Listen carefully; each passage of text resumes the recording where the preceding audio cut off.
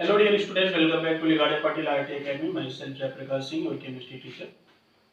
और हम लोग पढ़ रहे हैं इनऑर्गेनिक केमिस्ट्री का बहुत सबसे इम्पोर्टेंट चैप्टर केमिकल बॉन्डिंग। और केमिकल बॉन्डिंग में हम लोग पढ़ रहे थे आयनिक बॉन्ड। आयनिक बॉन्ड में हम लोग पहुंचे थे सॉल्युबिलिटी के पास। सॉल्युबिलिटी अप टू हियर हम लोगों ने लैटिस एनर्जी और हाइड्रेशन एनर्जी दोनों को हमने क्या किया था, डिफाइन कर रखा था और दोनों के ऑर्डर भी पढ़ रखा था कि कौन कैसे वर्क करता है, कि लैटिस एनर्जी का क्या काम है और हाइड्रेशन एनर्जी जो रिलीज हो रहा है वाटर का क्या काम है।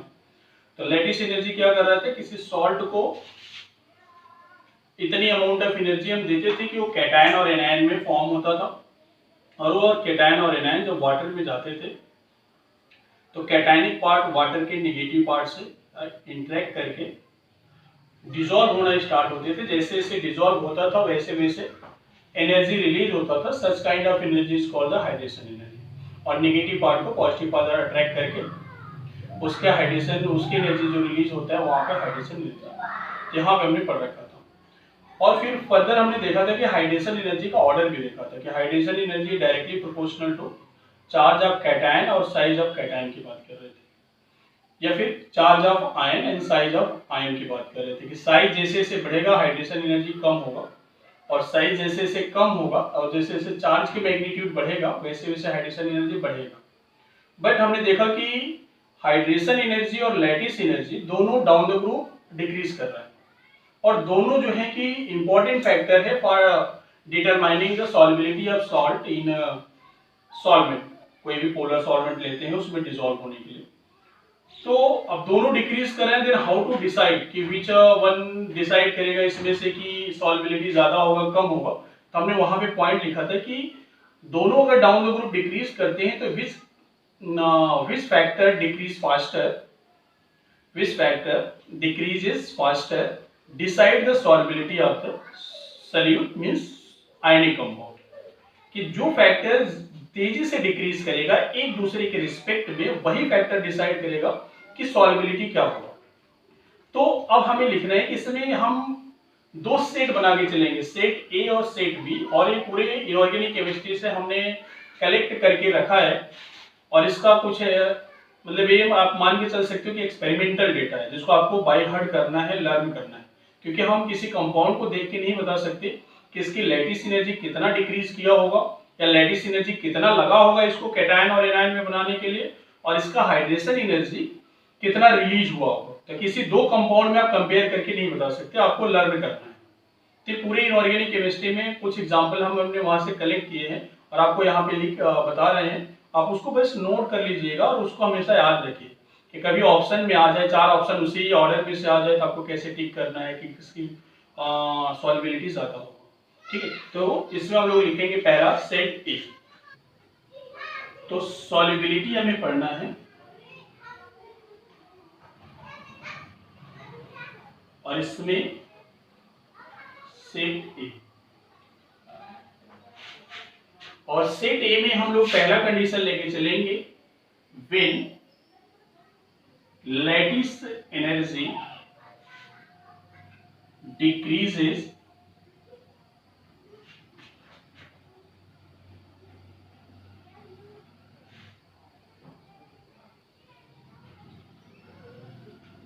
slower than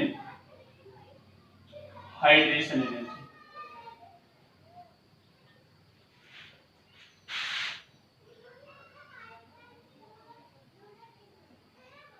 in down the group।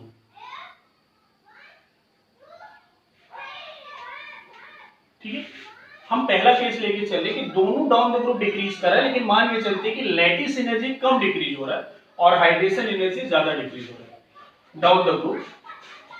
Then solubility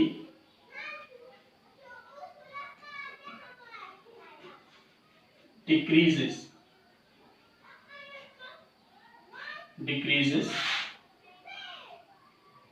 down the group। solubility decreases down the group। ठीक, तो यहां तक हमें डिस्कशन करना है कि सॉल्युबिलिटी डिक्रीज करेगा डाउन द ग्रुप, कैसे करेगा देखिए। सोचिए कि मान लेते हैं कि कंपाउंड ए है, सॉल्ट है, और एक कंपाउंड हमने बी रखा है सॉल्ट यहाँ पे। मान लेते हैं कि यहां से यहां आने पे लैटिस एनर्जी भी डिक्रीज कर रहा है और हाइड्रेशन एनर्जी भी डिक्रीज कर रहा है। पहले तो इस पॉइंट को क्लियर कर लेते हैं कि क्यों सॉल्युबिलिटी डिक्रीज करेगा डाउन द ग्रुप, हमने लिख रखा है, बट क्यों करेगा। अब सोचिए कि जो लैटिस एनर्जी यहां चाहिए था, मतलब यहां पे बहुत कम एनर्जी दे करके यहां पे लैटिस एनर्जी ज्यादा हो गया, यहां पे लैटिस एनर्जी सबसे कम होगा, ये डिक्रीज डाउन द ग्रुप, मतलब यहां पे लैटिस एनर्जी की वैल्यू बहुत ज्यादा होगा, यहां पे लैटिस एनर्जी की वैल्यू बहुत कम होगा, मतलब ये ज्यादा डिक्रीज करेगा और यहां पे भी डिक्रीज हो रहा है, बट इसके रिस्पेक्ट में स्लोअर है। तो जो अगर हम बोले कि ए और बी में कोई बॉन्ड है, ए और बी को लैटिस एनर्जी दे करके ए प्लस प्लस और बी माइनस बनाना है, और सी प्लस डी है, सी और डी बॉन्ड है और इनको ब्रेक करके सी प्लस और डी माइनस बनाना है। तो यहां पे जो लैटिस एनर्जी की जो वैल्यू है, मान लेते हैं कि 50 किलो जूल की एनर्जी लग रहा है, बट यहां पे इस बॉन्ड को ब्रेक करने के लिए लैटिस एनर्जी मान लेते हैं 500 किलो जूल की एनर्जी देना पड़ रहा है। तो एनर्जी यहां पे ज्यादा देना पड़ रहा है। जब तक इसको 500 किलो जूल की एनर्जी नहीं मिलेगा तब तक ये बॉन्ड नहीं टूटेगा, और जब तक ये कैटायन और एनायन नहीं बनेगा तब तक ये वाटर से भी रिएक्ट नहीं करेगा। तो जहां पे एनर्जी कम लगेगा वहां पे कैटायन और एनायन जल्दी बनेंगे, अगर कैटायन और एनायन जल्दी बनेंगे तो डिसॉल्वेशन ज्यादा होगा। तो यहां पे लैटिस एनर्जी ज्यादा लग रहा है और यहां पे लैटिस एनर्जी कम लग रहा है, और यहां पे हाइड्रेशन एनर्जी कम रिलीज हो रहा है, मतलब यहां का जो कैटायन और एनायन है वाटर से इंटरेक्शन कम हो रहा है तो एनर्जी कम रिलीज हो रहा है, बट यहां पे एनर्जी ज्यादा रिलीज हो रहा है, ज्यादा निकल के चला गया, मतलब इंटरेक्शन ज्यादा हुआ। ठीक है, दोनों डिक्रीज कर रहे हैं बट स्लोअर है, तो सॉल्युबिलिटी क्या हो जाएगा, डिक्रीज होगा। जब तक ये कैटायन और एनायन नहीं बनेंगे तब तक तो डिसॉल्व ही नहीं होगा। ठीक, अब स्लोअर डिपेंड कर रहा है कि भाई स्लोअर होगा, कि स्लोअर है तो सॉल्युबिलिटी डिक्रीज कर जाएगा। तो ये जो मेथड है,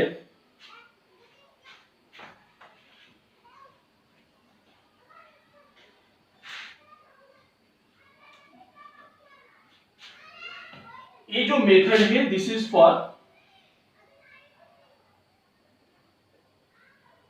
is for in general large anion, जैसे example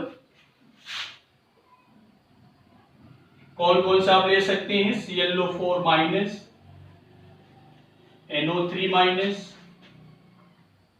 Br minus, SO4 2 minus, H2O3 2 minus, CO3 2 minus, C2O4 2 minus.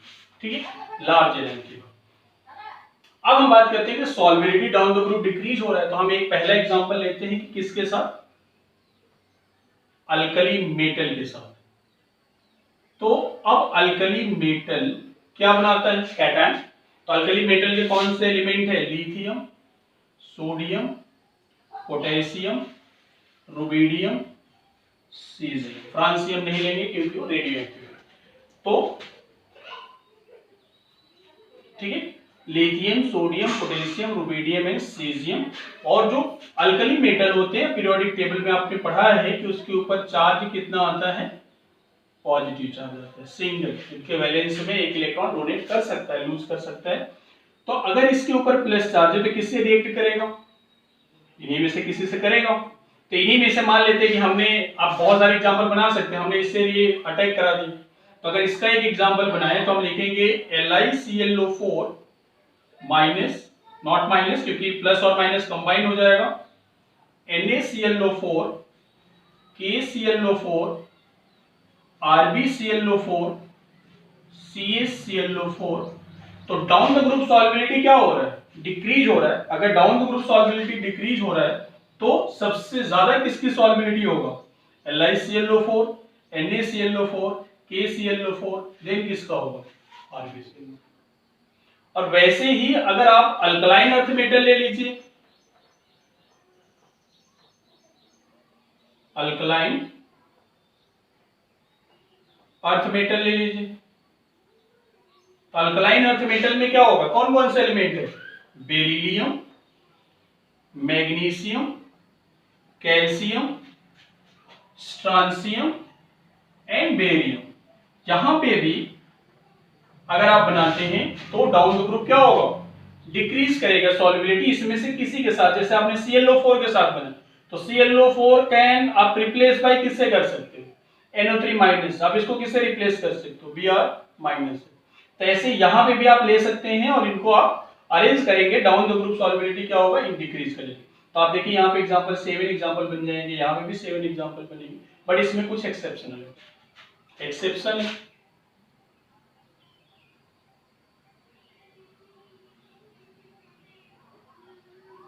Exception किसके साथ है,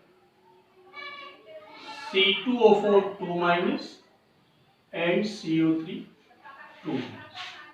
तो अगर इनके ऊपर चार्ज 2 माइनस है तो वही एटम वही मेटल अटैक करेंगे जिनके पास +2 चार्ज होगा। तो +2 चार्ज वाले कौन कौन से होंगे, BC2O4 2 माइनस, फिर उसके बाद sorry not minus, MgC2O4, CaC2O4, SrC2O4 and BeC2O4। BeC2O4 इसमें देखिए क्या करना है, ये बन सकता है बट ये कंपाउंड सॉल्ट नहीं बनाता है, तो इसको नहीं बनाएंगे। और उस हिसाब से जो हमने थ्योरी लिखा है, थ्योरी के हिसाब से डाउन द ग्रुप डिक्रीज करता है, बट एक्सेप्शनली ये क्या करेगा, इंक्रीज करेगा।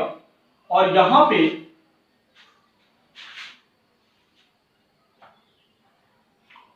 पे जो बॉइलिंग पॉइंट होगा इसका, बेरियम इज लेस देन क्या होगा, C2O4, ठीक है। और इसको हटा देंगे, देख लीजिए order, this is very very important, ठीक है, this is a very very important. Next example इसका एक्सेप्शन,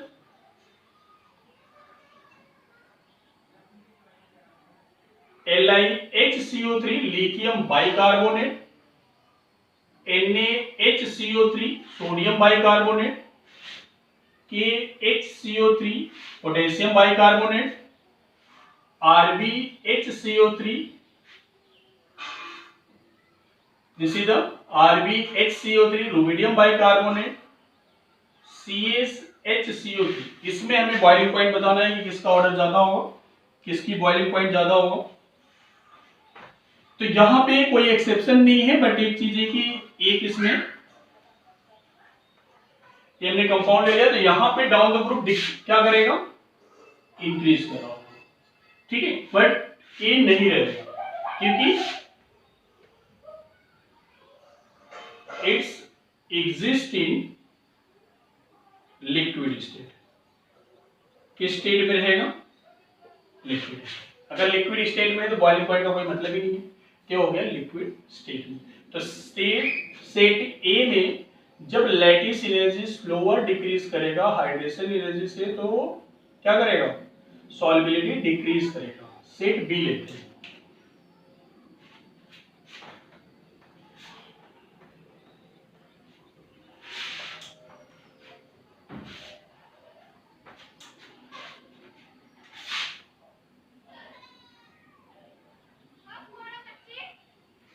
सेट बी में when lattice energy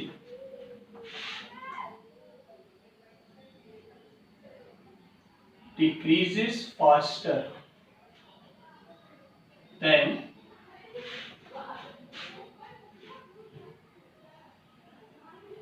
hydration energy in down the group,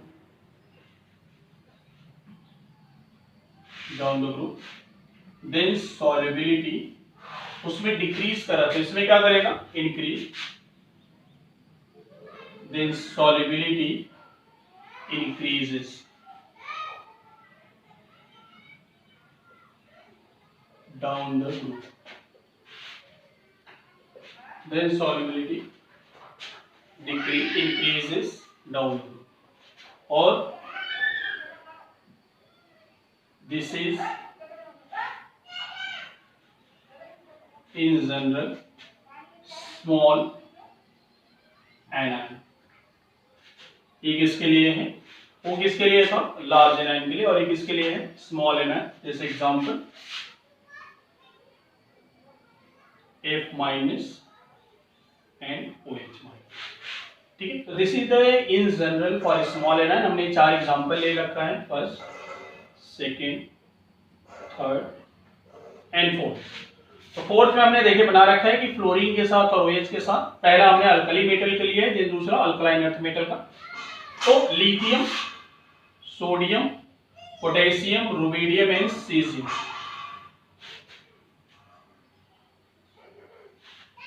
lithium, sodium, potassium, rubidium and क्या है, caesium.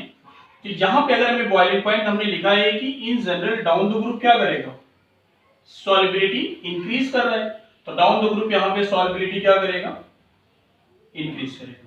यहां पे भी down the group hydroxide की भी सॉल्युबिलिटी इंक्रीज करेगा।